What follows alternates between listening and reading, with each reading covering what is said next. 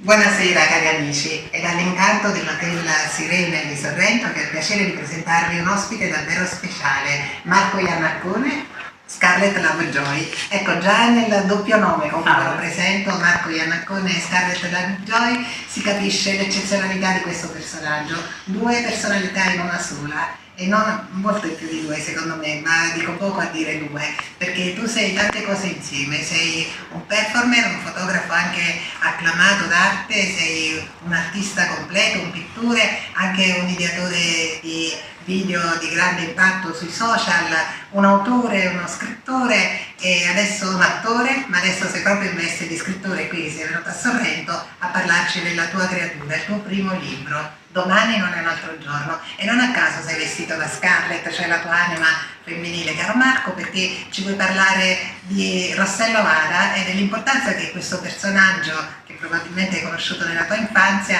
ha avuto nella tua storia, appunto di dedicare alla sua famosa frase "domani è un altro giorno", che hai trasformato in "domani non è un altro giorno", il tuo primo libro. Ci vuoi dire un po' come è nato questo libro e qual è il tuo rapporto con Rossello Vara, il personaggio mitico che è protagonista, un po' l'eroina, un po' dei sogni di tutte le adolescenti da tanti anni a questa parte, da più di un secolo? Allora, innanzitutto buonasera a tutti e niente, diciamo mi sono vestito in questo modo per fare un tributo a Rossello Vara. Ovviamente lei probabilmente adesso sta nella tomba che si sta accappottando perché ovviamente diciamo, non sono degna di questo paragone, però comunque ci ho provato in qualche modo, in maniera un po' improvvisata, ma ce l'abbiamo fatta, tanto è bello improvvisare. Questo romanzo appunto è un tributo a Via col Vento, che è un romanzo che praticamente piace a tutti perché comunque è una storia che è romantica ma nello stesso tempo non stucchevole. Il mio libro appunto fa un verso a questo libro perché parla di una ragazza di 17 anni che vuole vivere in questo periodo romantico dell'Ottocento, in questo periodo appunto di passioni travolgenti come quelle che ha vissuto Rossello Vara nel romanzo appunto Via col Vento. Quindi è un po' come se fosse una rivisitazione in tempi attuali della storia che è stata raccontata in Via col Vento, di cui poi è stato tratto quel film mitico. E infatti tu hai fatto anche degli sketch simpaticissimi in cui, vestito in questo modo, interpretavi Rossello per pubblicizzare il tuo libro, vero? Che hanno avuto molto successo sui social. Allora, sono dei video promozionali che comunque si trovano sul mio canale YouTube e che praticamente è Queen Scarlett, e quindi là li potete trovare. Fondamentalmente il personaggio di cui parla questo libro è una ragazza che probabilmente va un po' controcorrente, perché oggigiorno è un po' complicato andare controcorrente, bisogna spesso e volentieri uniformarsi alla massa, e lei non lo fa, tant'è vero che vuole vivere appunto come se fosse nell'Ottocento, per cui cerca in tutti i modi di crearsi un abito da Rossello Vara per conquistare il suo professore di matematica che le ricorda Clark Gable.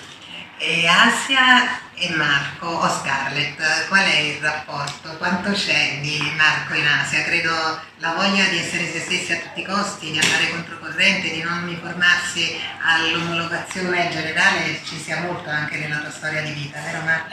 Sicuramente sì, perché fondamentalmente da quando ero piccolo comunque non è che lo facessi per un fatto di ribellione, ma semplicemente per un fatto proprio personale, sono fatto così e mi espongo così. A chi sta bene, a chi non sta bene, non sta bene, ma a me che mi riporta il concetto che è quello, quindi fondamentalmente viva la libertà e viva la possibilità di essere se stessi sempre, anche perché fondamentalmente quando si è se stessi, e questo penso che un discorso lo parla anche per te Carlo, si è accettati in maniera molto più si è più accettati rispetto a quando tu ti deprimi perché hai paura di esporti. Quindi è meglio essere se stessi e viversi la vita così com'è, perché se così basta fingere. Tra l'altro uno dei temi ricorrenti di questo romanzo è anche il bullismo, che è un tema di cui si è parlato molto negli ultimi tempi e ben venga, anche se è un bullismo diverso, non è un bullismo legato a una scelta sessuale, è un bullismo diciamo legato al diverso in generale. Quando sei diverso la gente tende a a schiacciarti perché ti vorrebbe come il gregge, no? E invece Asa, il personaggio di questo libro, invece la propria ostentazione, il proprio carattere è la propria bandiera di cui lei va fiera e di cui poi probabilmente diventerà anche una sorta di icona da parte di tutte le amiche di classe, anche quelle che appunto non la sopportavano. Senti Marco, uno dei temi di questo libro, peraltro è un libro che sta piacendo moltissimo, ti sta dando grandi soddisfazioni e quindi è una scommessa vinta, uno dei temi è l'amore, però tu come dicevi non è un libro in realtà rosa, anche se uno dei temi più importanti è la ricerca dell'amore. Tu pensi che l'amore oggi in una società che sembra essere diventata piena di egoismo, di arrivismo, anche di freddezza e di rottura dei rapporti interpersonali, parlavi prima del bullismo, della violenza, pensi che l'amore sia ancora importante per i giovani di oggi, per gli adulti di oggi, per l'uomo contemporaneo? Beh sì, perché comunque diciamo che l'amore è una grande spinta, no? Se c'è l'amore c'è la voglia anche di fare tante cose che normalmente non faresti. Diciamo che comunque l'amore è una bella carica energetica e tra l'altro il titolo di questo romanzo, che tratta appunto della frase di Agrobento, domani è un altro giorno, io lo rivolta al negativo, domani non è un altro giorno, perché? Perché è un invito a vivere il presente, non aspettare il domani, viviamolo oggi il giorno, carpe diem, quindi è quello che praticamente il personaggio principale vuole dare come, diciamo, come consiglio a tutti e quindi anche l'amore, no? Va colto subito perché poi se non si coglie questa cosa in qualche modo si perde. E poi un altro tema che trovo molto ricorrente è quello del sogno, perché Asia è una grande sognatrice e con una grande capacità di scrittura che tu hai improvvisamente scatta un sogno, una fantasia e lei evade dalla realtà che non le piace e immagina un contesto completamente differente da quello che sta vivendo. Tu pensi che i sogni ci possano aiutare a vivere meglio la nostra realtà o possono essere un deterrente poi a risolvere i problemi reali che ci attanagliano? Beh, io penso che comunque sicuramente se c'è una bella immaginazione, se la tua creatività in qualche modo ti crea delle visioni come c'è Asia, ti rende comunque tutto più gestibile, anche per esempio nelle situazioni brutte. Se tu pensi per esempio che un professore ce l'abbia con te o comunque è cattivo con te, tu sogni come mettere a posto quel professore, quel docente e ti fa vivere meglio il presente. Quindi secondo me la fantasia, il sogno aiuta anche a sopravvivere e a vivere.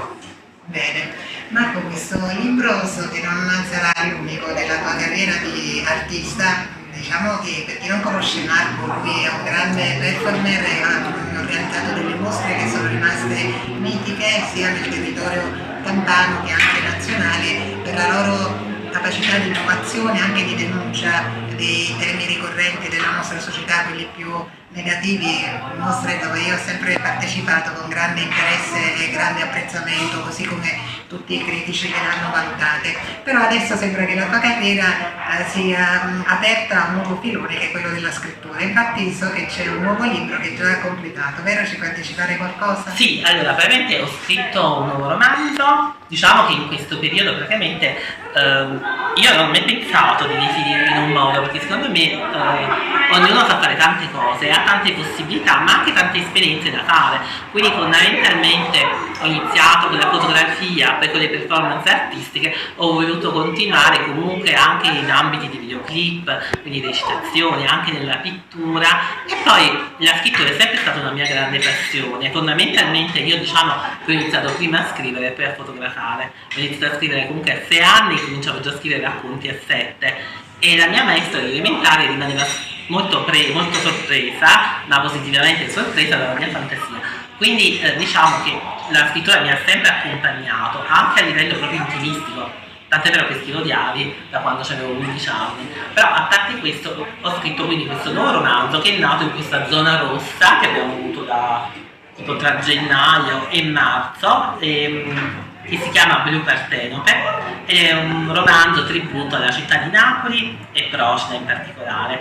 È un romanzo a cui tengo molto e penso che piacerà perché diciamo, tiene conto di tanti temi della città di Napoli che comunque tematiche che comunque vanno risolte per rendere questa città grandiosa perché merita questo. Grazie. Grazie Marco, grazie Scarlett di questa tua presenza in questo momento. Ringraziamo Elsa Russo che ci ha ospitati in questa location meravigliosa. Sorrento è felice di ospitare l'arte e speriamo adesso che ce l'auguriamo vivamente, volgendo a termine la pandemia, di poterci vedere anche in presenza con i nostri amici per presentare quei lavori. L'ultima domanda per commiatarci: tu sei Marco, ma sei anche Scarlett, sei anche questo personaggio artistico. Qual è il rapporto tra Marco e Scarlett? Per esempio, quando scrivi, chi scrive, chi muove la penna? Marco, Ma in realtà penso che sia Marco, sai? Sì, perché diciamo Scarlett entra nelle presentazioni del libro, ecco Scarlett. Marco è quello che c'è dietro e che scrive e che ha, diciamo, la creatività. Fondamentalmente, sai, quando uno si presenta sotto vesti comunque tipo drag queen o comunque col travestitismo, si pensa sempre che non ci sia una base dietro, non ci sia un cervello. Molto spesso si pensa a delle bamboline che appaiono belle ma non hanno sostanza. Invece posso assicurarvi che dentro Scarlett c'è anche un cervello e che è quello di Marco, quindi fondamentalmente per fare tante cose comunque la materia grigia c'è. Ringraziamo allora sia Marco che Scarlett, perché probabilmente è proprio questa pubblicità che permette di arrivare a questi livelli. Però posso dire una cosa, scusa. No, praticamente Marco Scarlett ho questi due nomi perché fondamentalmente bisogna dire che la società attuale rifiuta il proprio lato femminile. Pur essendo quando un uomo rifiuta il proprio lato femminile, molto spesso una donna deve rifiutare appunto per la società il proprio lato maschile. Noi fondamentalmente siamo entrambi lati, siamo sia uomini che donne fondamentalmente, solo che la società cerca di incanalare tutto per rendere tutto più gestibile, tutto più catalogabile, per cui c'è l'uomo e la donna. Ma noi abbiamo una sensibilità, noi uomini, abbiamo una sensibilità femminile e siamo anche uomini. Le donne hanno una praticità molto maschile, se si può intendere così, e comunque sono donne, quindi fondamentalmente non ci deve essere distinzione. Gli uomini non dovrebbero avere secondo me neanche un genere, dovrebbero essere esseri umani, stop. E lasciamoci allora questa riflessione molto profonda che apre anche la necessità di rivedere un po' tanti stereotipi che condizionano le nostre esistenze. Grazie Marco, Grazie a voi. Grazie.